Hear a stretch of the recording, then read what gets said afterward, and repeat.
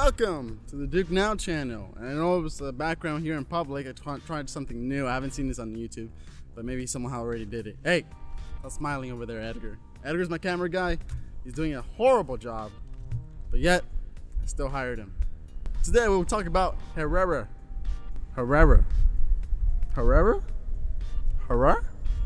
Hey, Edgar, how was it? Hereditary? Today we're talking about Hereditary, a horror film that just came out 3 weeks ago that has a lot of hype throughout the media. Suspicious. My mother was a very secretive and private woman. Trailers do add a lot of content that you see at the end of the film, just to let you know. Like, for instance, crazy girl banging her head on the wall.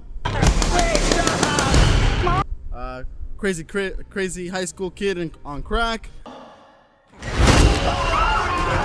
And of course, guy on fire.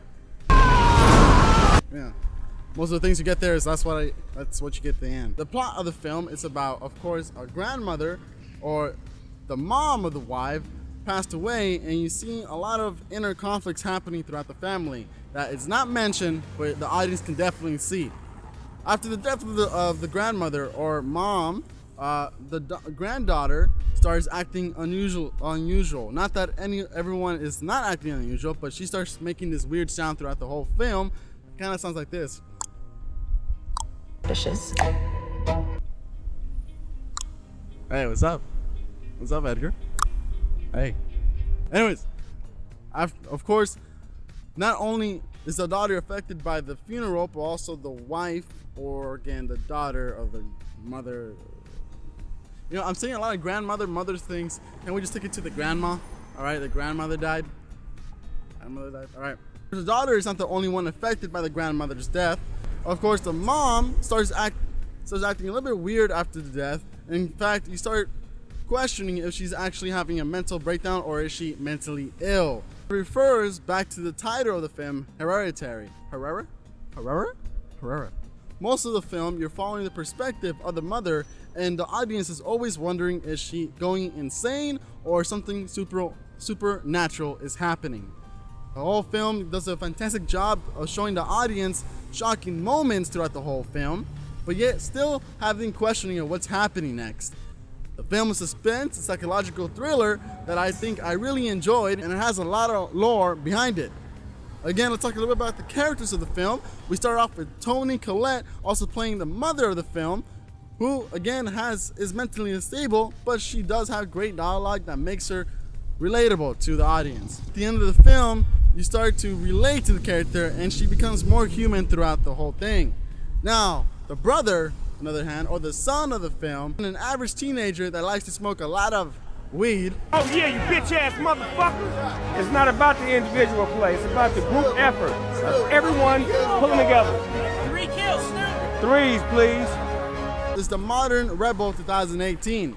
Where he really shines is when the family's conflict starts to actually break down and you start noticing some of the things that he's been holding up, a lot of his feelings. We're gonna talk about the father of the film, and of course he's a little bit bland of the character, but he's there in the background. He's trying to be the reason of everyone, trying to say, oh, you're really actually crazy, or you're not really crazy.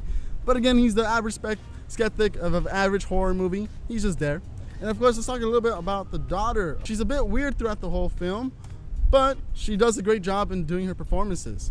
Throughout the film, you see why she's doing certain things. And at the end of the film, it kind of builds the buildup of her being on screen does finish, and it does end up pretty good.